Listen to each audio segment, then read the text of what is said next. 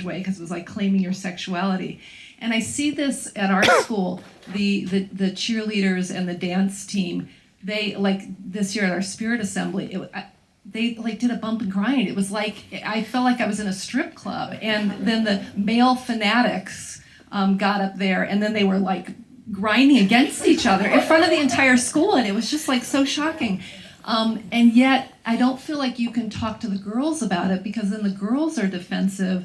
And there is this weird thing, and I remember when I was in high school and wearing miniskirts and getting in trouble for that, and it was this way of kind of claiming my sexuality and you know, being fashionable. And so it's like, I guess just advice, because sometimes some girls are very receptive to it, but others are very defensive and feel like they're being attacked when you want to create dialogue around this. You know what I mean? It's like I'm judging them to say you shouldn't be doing that kind of thing. I think there's a lot of power some people find when they try to reclaim a word that was once used to hurt them or other people around them.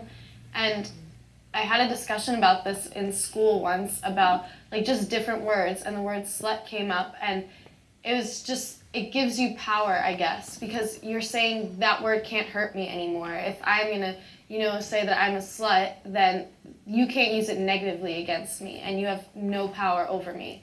And I also think that with like dress codes in schools and what people wear, if someone's wearing a short skirt, first of all, that doesn't invite rape, or that doesn't invite sexual assault, or doesn't mean that someone wants something or like deserves something. It's just what people want to wear, what makes them feel good. So I'm really against certain dress codes because it's always the girls getting in trouble, and they're always put on the spot, and they're always getting yelled at, and their parents are being called, but there's really not a problem. Like if I'm wearing a short skirt and I'm distracting the class, then that's the boys' fault for not being able to pay attention to math, not mine.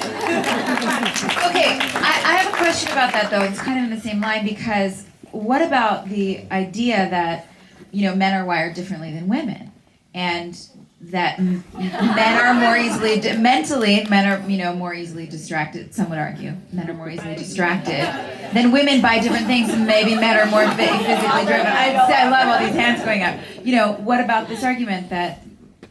Please. I mean, I get in trouble constantly for my dress code. It's might be literally every single day, and I find that it doesn't really matter what I'm wearing. It actually has very little to do with what I'm wearing, and I'm one of the few people that I know who actually gets in trouble for dress code, and I'm not a minority of people who actually break the dress code. And I think that when schools talk about dress code and they put out these miscellaneous rules of, okay, well, you're old enough to censor yourself, so I'm not going to give you a specific rule. I'm just going to say dress appropriately because you're 17, you should know what that means.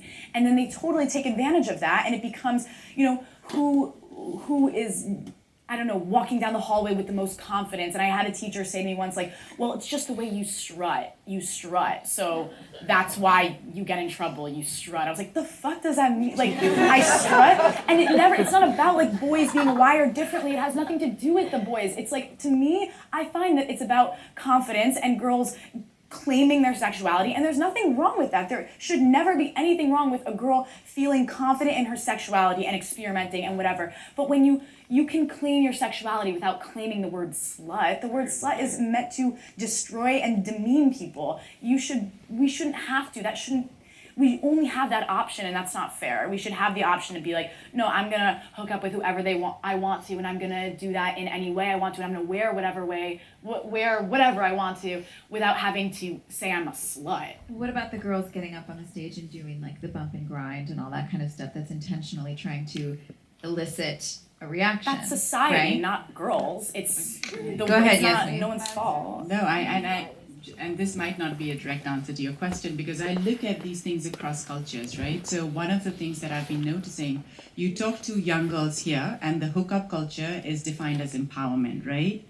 Until you dig a little bit deep, just like this play did, right? And then you feel that they're actually hurt by it, but they're part of a culture that's promoting certain things, and who benefits from that? It's not them, right? So the empowerment is slightly off how it's defined. Now I go to Muslim countries, and more than I grew up in Pakistan, more and more girls are taking the headscarf and they're defining their empowerment as desexualizing themselves completely, right? They're like, now we can go and have jobs because nobody's going to look at us as sexual objects. It's the girl's fault if she dresses this way, and we are going to.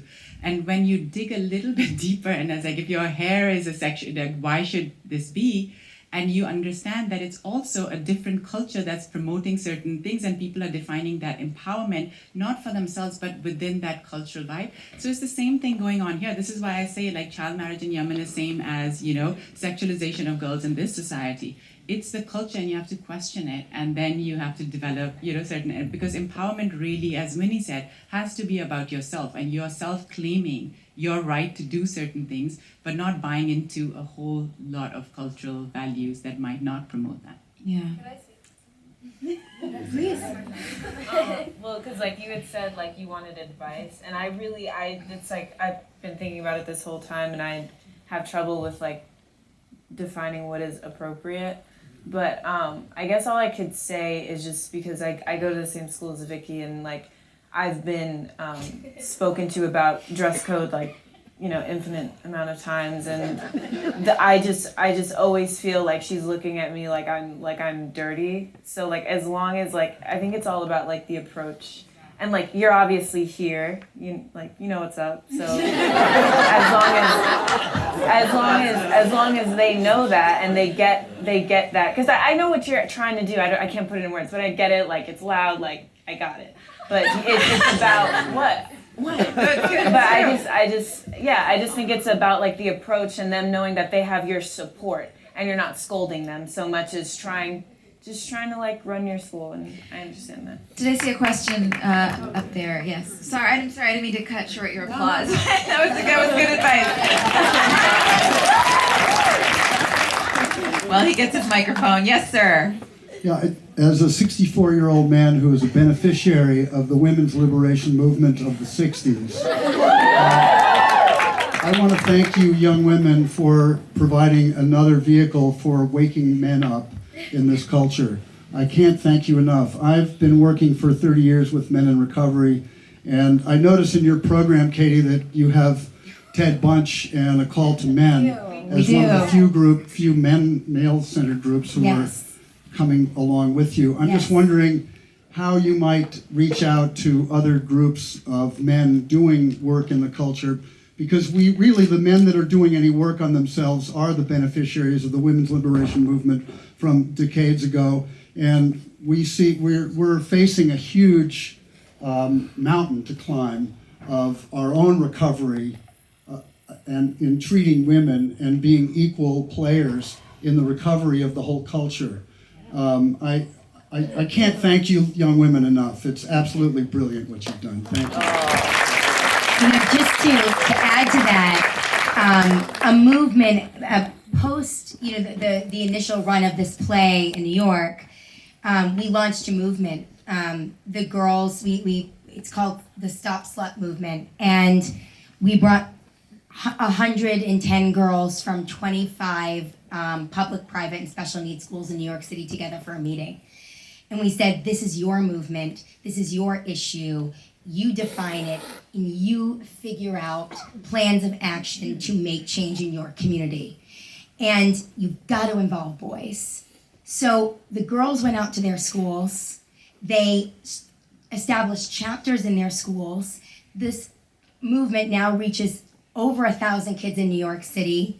There are boys and girls involved having conversations about rape, about consent, about slut shaming, conversations that they were never having in their schools before. And what's really beautiful about this is it's coming from the ground up. It's not coming from the administration.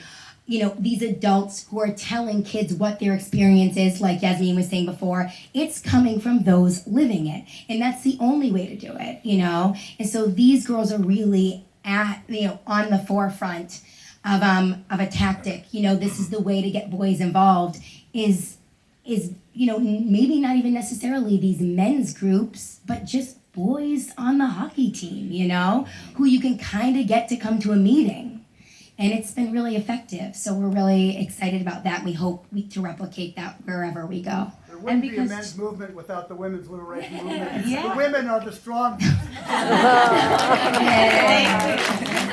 How how does I'm sorry. These the meetings that you're saying every location that you're going, you guys are sort of setting up the framework for this, or where is Yeah. that starting? How's Yeah, that going? so like Katie said, so we started in New York City, and we have over 1,000 participants now, boys and girls. And I also want to add on too, just real quickly, that what's so also exciting about this is you can tell from the play how complex this issue is. We can't have a blanket approach to really dig deep and create real change. So because these girls are the experts and these teens are the experts in this, they're able to identify the nuances within their own communities and how that shifts from community to community and what are the best ways to approach it. So in New York City, they're doing amazing things, but then when we came here to LA on Sunday, this past Sunday, 2 days ago, we had our first chapter meeting here, our Stop Slut Girl Coalition meeting here, and it was incredible. And we had all of these girls here from all over Los Angeles that came, and they are now going to be creating their own plans of action to bring to their schools and their communities to help combat slut shaming in their schools. And actually tomorrow we're all flying to Fargo, North Dakota. And so we're really excited to be hitting the Midwest and to be bringing the play as well as our Stop Slut movement there as well. And we will be working with over 60 high school students in Fargo and having them do the exact same thing. Fantastic. Any other questions? Yes, right here we have one in a green shirt, green or gray. And then if you wouldn't mind passing the mic behind you to this gentleman here when you're finished. Okay, so the other day, I'm in 8th grade. So the other day, I was in my homeroom, and it was a pretty warm day. It was like, I didn't want to wear pants. It was hot outside. So I wore a skirt, and we have a dress code. It's white collar, a navy pants, or navy bottom. And I really don't think my homeroom teacher likes me because she's just kind of like, I don't know, I'm just getting a bad vibe. And so what happened was she said, "Madison, stand up," in front of the whole class. And she was like, "Honey, you need to go to the parent center and put pants on."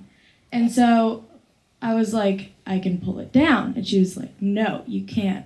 And so I was like, and so, I